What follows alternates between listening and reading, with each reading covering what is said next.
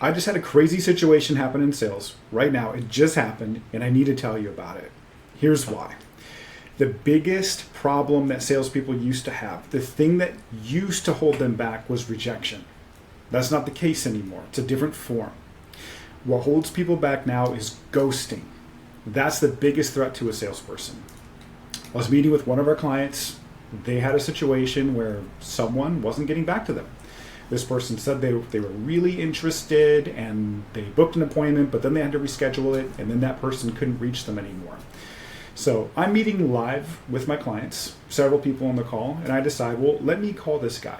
His real name is John. I won't tell you his last name. Let me call this guy John right now. I call him. You know what happens in front of everybody on the call? John hangs up on me in front of everybody. I'm trying to demonstrate the power of persistence. He hangs up on me. So what do?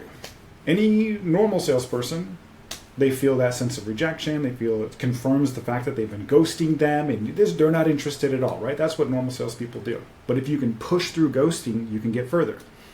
So I call him back again, and I call him back again, and I text him. I say, hey, it looks like we got disconnected. And then I send him an audio text, and I say, hey, here's the story. Here's what's going on. Let me know if you're still interested.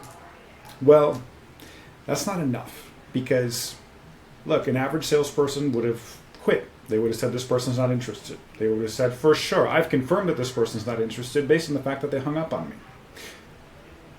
I'm not there yet. I'm not there yet. People are crazy. So we have to be crazy right alongside them. So here's what I do. I go to their website. I look, who else can I call in the building? I end up with calling their main phone number. Somebody answers. I ask for someone in facilities, and they say, the guy's standing right next to me. So he hands him the phone. And I say, hey, this is Brian. I think we just were talking a minute ago. He confirmed that he did hang up on me. But he was, I think, impressed at my persistence. So here's what happened. Start telling him, hey, the reason I was calling is this and this. We have a full 5 to 7 minute sales conversation. And you know what this guy did? The guy who just hung up on me and just ghosted me and just refused to answer my text messages, just probably blocked me. He asked me if I could be there the very next business day. Right now it's Friday. He said, hey, can you be here Friday? I get in at 6 o'clock in the morning and I leave at 5. The guy who was a ghost, the guy who was a rejecter, the guy who it couldn't be reached, just a little extra persistence, just a little extra crazy. And now you go from this is a blown opportunity, this is never going to happen, you're going to close it out as lost, to can you be there the next day? This is the type of stuff that makes the difference between success and failure, not just in sales, success and failure as a CEO, success and failure in business. It's these moments. It's how do you handle these moments?